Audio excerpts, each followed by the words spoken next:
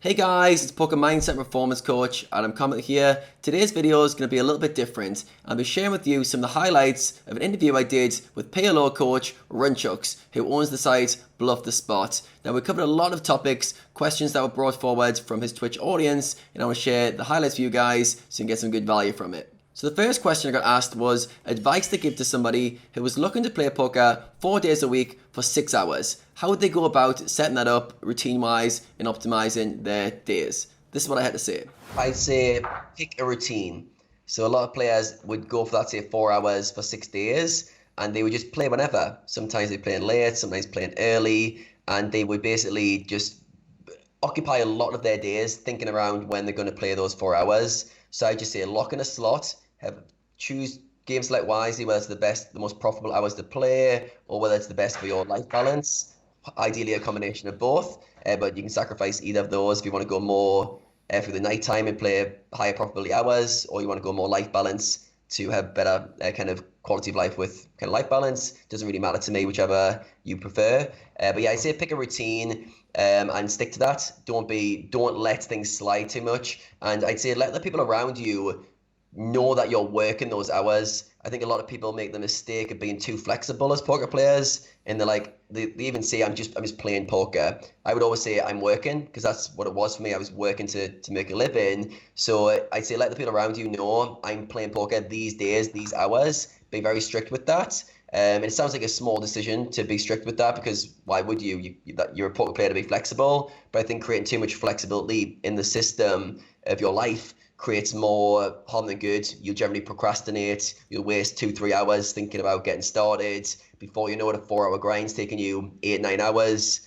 I've worked with people their goal is get 4 or 5 hours in, and their whole day is taken up by those 4 or 5 hours. And I'm like, why is that? Because they procrastinate getting started. So yeah, I'd say getting that routine in place and yeah, optimizing your routines around it and trying to create a lifestyle as well with poker. I think you should always be thinking, okay, what am I trying to get from poker? What's the outcomes and objectives I'm going for? And what's the life I'm trying to create, both in the short term and the long term? And I think having a routine around poker and then having a lifestyle, your life on the side of that, is the optimal way to go. So yeah, I think that would be the way I'd approach that.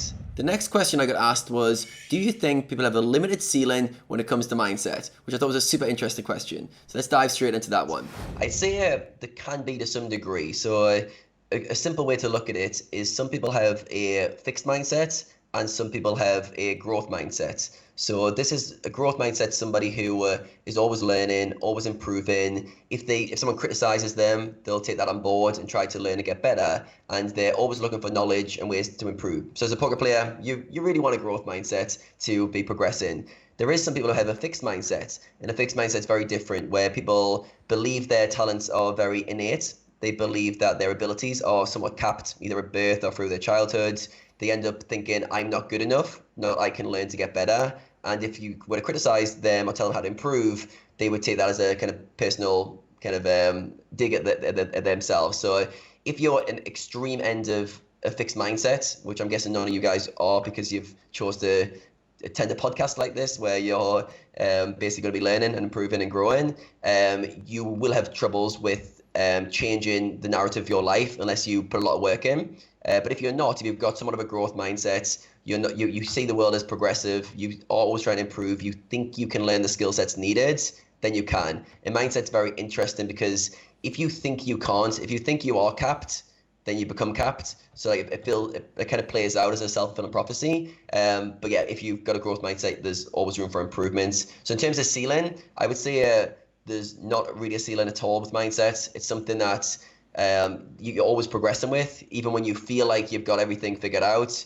you'll progress over time, like 6 months, a year down the line, and you'll look back and go, oh, wait a second, I improved a lot in my mindset over that period of time. So I don't think people have limits at all. I think it's all to do with how much work you're willing to put in, mindset's quite an interesting one, because you've got to be quite brave to go down the mindset route, where you've got to almost like let go of some of your identity, let go of some of the pre-held beliefs that you've held onto for a long time, and not get defensive about it and look for new ways to see situations. And the way I look at mindset, it's all about perspective. Like, most situations in life are very neutral, and we choose to label them good or bad, and we choose to create a narrative around a situation that becomes the situation itself. So let's say you're on a downswing at poker, the worst downswing of your poker career. You could look at that and go, oh my God, life's horrible. Like I just can't win. I'm just losing all the time. This is such a bad situation. Or on the flip side, you could completely have the same situation and flip it around to the positive angle. And you could be like, oh, results aren't going good, but I'm playing good. I'm learning, I'm growing, I'm showing up every day. And even when I'm losing, I'm going to give myself a pat on the back for being resilient during this time.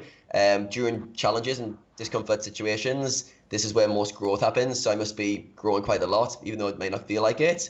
And all of a sudden, it's the same stimulus, the same situation, but you've taken the positive angle. So yeah, I think the mindset limits are, I don't think many people have a clear roof unless you're extreme on the fixed mindset scale. And yeah, everyone can be improving. It's something that you've got to be working on a consistent basis.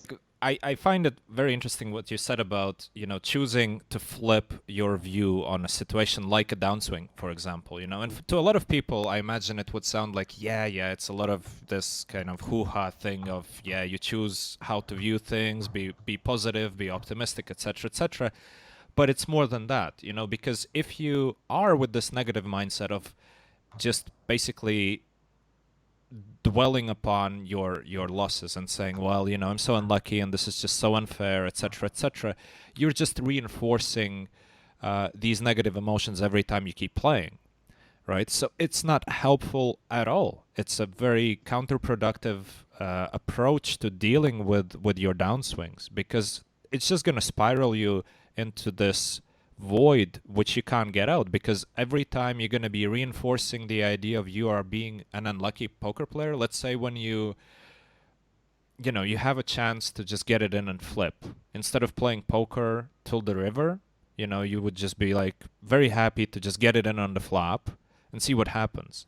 Because what happens is, if you lose, you just reinforce the belief that, oh, I'm so unlucky, and it's fine for you because you're like, yeah, I know I'm so unlucky, and that's the proof. So you're sort of encouraging yourself to do that, right? And when you win, there's no positive emotion from there anyway, because well, I'm still unlucky. I'm sure I'm going to lose the next 3 ones, right? It's just such a bad place to be in mentally. So flipping it around definitely makes sense if your goal is actually to get out of this situation, if your goal is to continue. If you just want to lie down and whine and wait for somebody to pat you on the back, sure, go ahead and focus on the negative.